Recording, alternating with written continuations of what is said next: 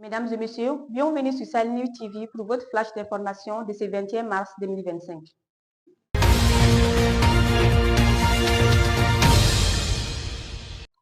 Son Excellence le général de brigade Abdrahmani Tiani, président du Conseil national pour la sauvegarde de la patrie, chef de l'État, a accordé le jeudi 20 mars 2025 une audience à M.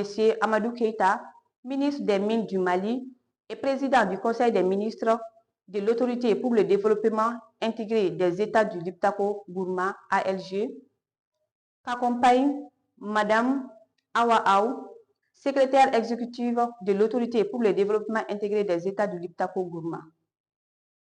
M. Amadou Keïta, ministre des Mines du Mali, le président du Conseil des ministres de l'Autorité pour le développement intégré des États du Liptako-Gourma, est porteur d'un message de son Excellence le général d'armée Assimi Goïta, président de la transition, chef de l'État du Mali et président de la Confédération des États du Sahel, à son Excellence le général de brigade Abdrahmani Tiani, président du Conseil national pour la sauvegarde de la patrie, chef de l'État du Niger. C'était en présence du commissaire-colonel Abarchi Ousmane, ministre des Mines, de son Excellence M. Bakari Yao Sangaré, ministre des Affaires étrangères et de la coopération, et des Nigériens à l'extérieur, et de l'ambassadeur Lo Adani, conseiller chargé des questions stratégiques et diplomatiques du président.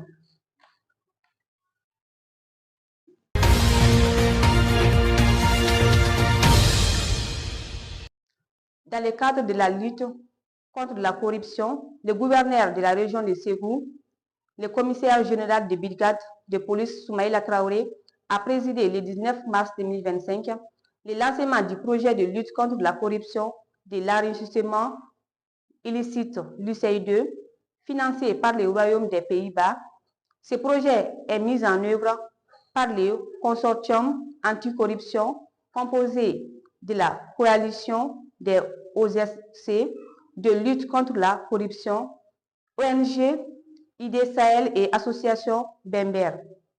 Le gouverneur a rappelé que le gouvernement du Mali a toujours inscrit la lutte contre la corruption parmi ses priorités.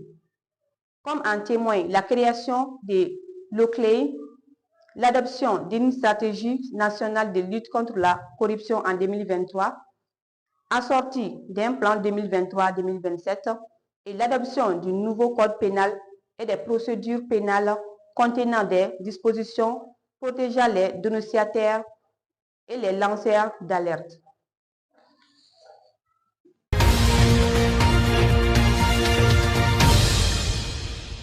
La coordination des associations et ONG féminines CAFO de Kati a organisé une conférence de sensibilisation sur les nouvelles taxes appliquées à la télécommunication.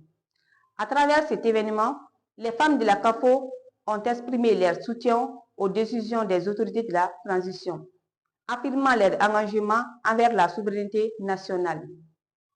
Dans son intervention, Mme Kanja Foufana, présidente de la CAFO de Kati, a souligné l'adhésion totale de son organisation aux mesures prises par les autorités de la transition.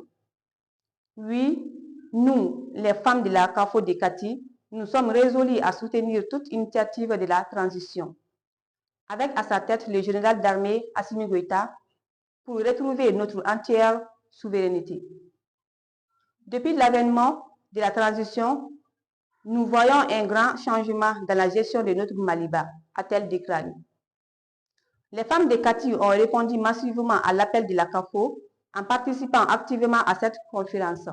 Leur engagement témoigne de leur volonté d'accompagner la transition et de contribuer à l'essor du pays à travers des initiatives économiques et sociales durables. Avec cette prise de position forte, la CAFO de Kati s'affirme comme un acteur clé dans le soutien aux réformes entreprises par les autorités de la transition, dans une dynamique de consolidation de la souveraineté nationale.